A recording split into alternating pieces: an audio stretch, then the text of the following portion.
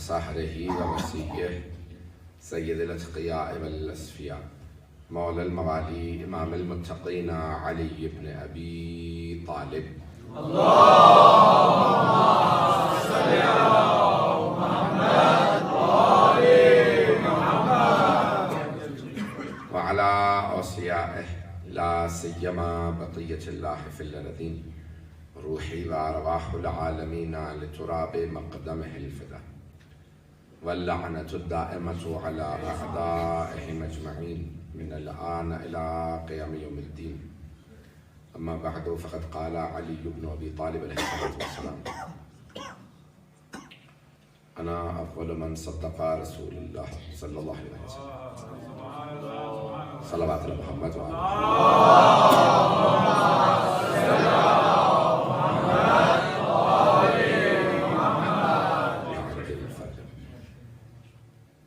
نہج البلاغہ کے اس خطبے کا انتخاب کیا ہے جس میں جناب امیر کچھ اپنے متعلق بیان فرما رہے ہیں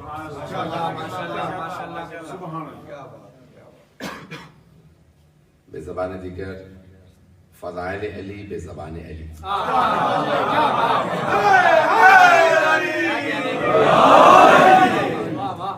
تو مولانا اس میں چند جملے فرمائے ہیں کہ رضینا ہم راضی ہیں عن اللہ اللہ کی تقسیم پہ عن قضائہ جو اس نے فیصلے کیے ہم اس پہ راضی ہیں. ایک اور جگہ پہ جناب امیر کا شعر بھی ہے بہت پیارا بلکہ 4 مصرے ہیں 2 اشعار فرماتے ہیں رضینا قسمت الجبار فینا ہم جبار یعنی اللہ سبحانہ وتعالیٰ کی تقسیم پہ راضی ہیں. لنا علم وللأعداء معلوم کہ اس نے جب تقسیم کیا تو ہمیں علم دے دیا ہمارے دشمنوں کو دولت دے دی. فإن المال يفنى عن قریب وإن العلم يبقى لا يزال. توجہ ہے مولا کے 4 مصرے دہرا رہا دوبارہ کہ رضینا قسمت الجبار فینا رضینا قسمت الجبار فینا لنا علم وللأعداء معلوم فإن المال يفنى عن قریب وإن العلم يبقى لا يزال. کہ ہم جبار کی خدا کی تقسیم پہ راضی ہیں اس نے ہمارے لیے علم چنا ہے دشمنوں کے لیے مال چنا ہے. بے شک مال دولت ان قریب فنا ہو جائے گا علم کو لا زوال ہے علم لا زوال ہے اسے کوئی بھی زوال نہیں آئے گا. عزیزان گرامی جن کا علم ہو اس علم کو زوال نہیں وہ جو علم والے ہیں انہیں کیسے زوال ہے. یہاں مولا فرماتے ہیں کہ ہم اللہ کی قضاء و قدر کے اوپر راضی ہیں اور کہا کہ ہم نے کبھی بھی شکوہ نہیں کیا جس طرح سے نظام چلتا رہا. تو اسی خطبے کے اندر آگے جا کے کہتے ہیں اور میں وہ ہوں کہ سب سے پہلے جس نے جناب رسالت مآب کی تصدیق کی. جو صادق نبی کی صداقت کی تصدیق کرے اسے صدیق کہا جاتا ہے.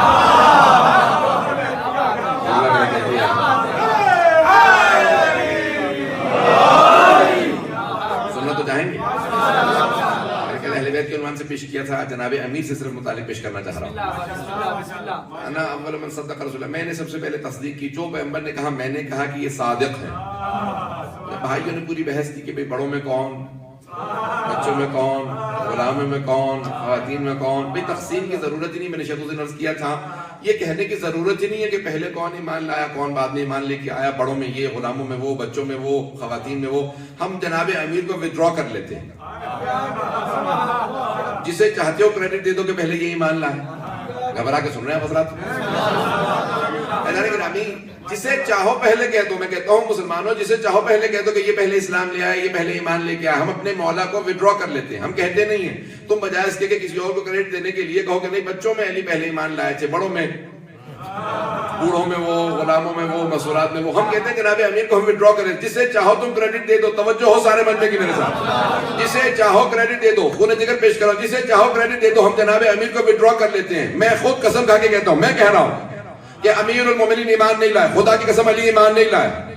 مصطفیٰ کی قسم علی ایمان نہیں لائے. مرتضیٰ کی قسم علی ایمان نہیں لائے. بھئی ایمان وہ لاتا ہے جو پہلے بے ایمان ہو.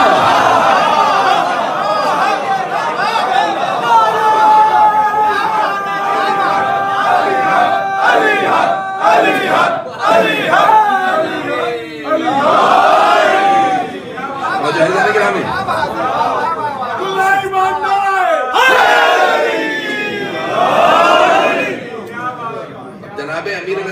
انا اول من صدق رسول اللہ، میں نے سب سے پہلے تصدیق کی. اب آئیے ذرا لفظ اسلام میں نے کہا نا کہ کوئی بھی چیز چرانے کی اجازت نہیں ہے، چاہے القاب ہی کیوں نہ ہو. القاب بھی چرانے کے سنیں گے اسلام میں القاب بھی چرانے کی اجازت نہیں. جناب امیر کے بہت بڑے بڑے القاب ہیں، اور آپ نے خود فرمایا جامع ترمذی کے اندر ہے کہ علی بن ابی طالب کہا کرتے تھے انا صدیق الاکبر وانا الفاروق الاعظم ولا یقول بعدی الا الکذب. میرے علاوہ جو بھی کہے، میں صدیق اکبر ہوں، میں فاروق اعظم ہوں، میرے علاوہ جو بھی کہے گا وہ جھوٹا ہوگا.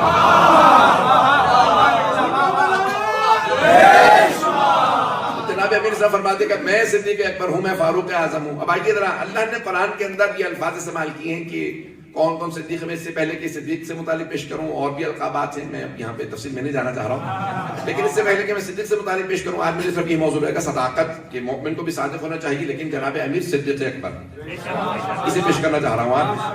تو لیکن اس سے پہلے کہ بات کو آگے بڑھاؤں، عزیزان گرامی، بیت المال پہ سخاوت دکھانا اور ہے، اپنی ذاتی ملکیت پہ سخاوت دکھانا اور ہے. واضح ہو رہا ہے کہ غنی کون ہوتا. بیت المال پہ سخاوت دکھانا کوئی بڑی بات نہیں ہوتی کہ بیت المال ہے، جس کو چاہے انسان تقسیم کر دے، اپنے عزیز کو دے دے، کسی رشتہ دار کو پیسہ دے دے.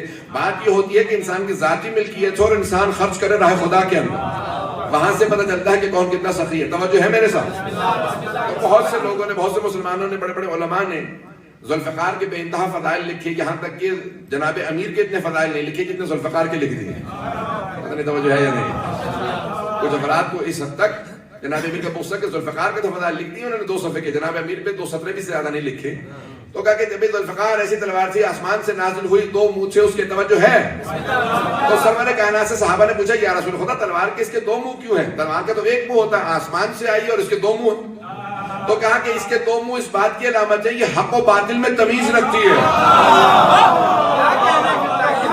کتنے لوگ ہیں میرے ساتھ؟ مجھے نہیں، یہ تلوار حق و باطل میں تمیز رکھتی ہے. تلوار حق و باطل میں تمیز رکھتی ہے. توجہ، تلوار حق و باطل میں تمیز رکھتی ہے. یہ حق کو بھی پہچانتی ہے، باطل کو بھی. ہر آدمی کے ہاتھ سے بلند نہیں ہوتی، اسی کے ہاتھوں میں آتی ہے جو حق و باطل کی تمیز رکھتا ہو.